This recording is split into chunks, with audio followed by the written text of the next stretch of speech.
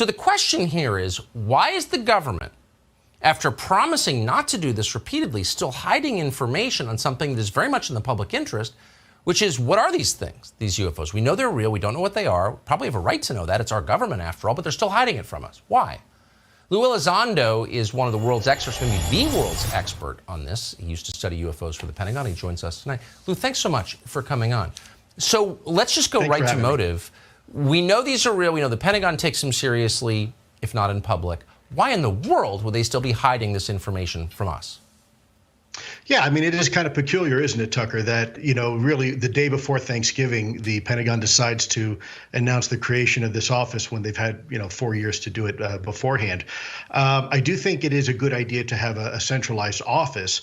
Yes. I'm not so sure that it's good to put it where they want to put it. At the end of the day, the organization they want to put it under is my old office. It's the Undersecretary of Defense for Intelligence, which is an oversight capability, not an operational capability. And plus, there are still some of the old elements in that organization that really didn't do us much favors when I was running the program 4 years ago.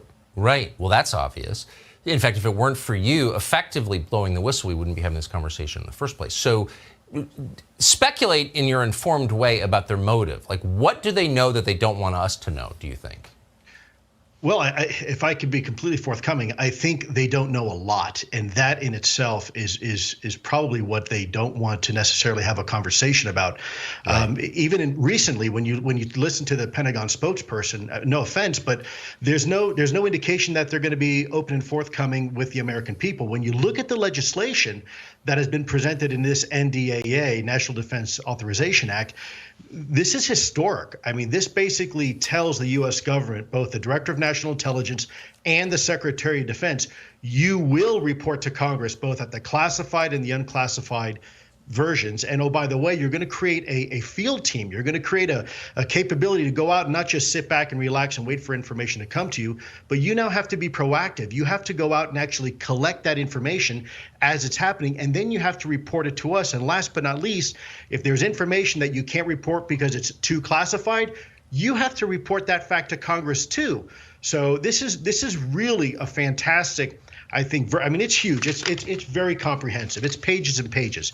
And I got to tell you, I'm really, really proud of Congress for it. Really quick, I just want to ask you a bottom line question. Do you know anybody who's deeply knowledgeable on this subject, who studies at the Pentagon, for example, who believes that these objects are from Russia and China, who believes they're terrestrial, they're foreign military aircraft?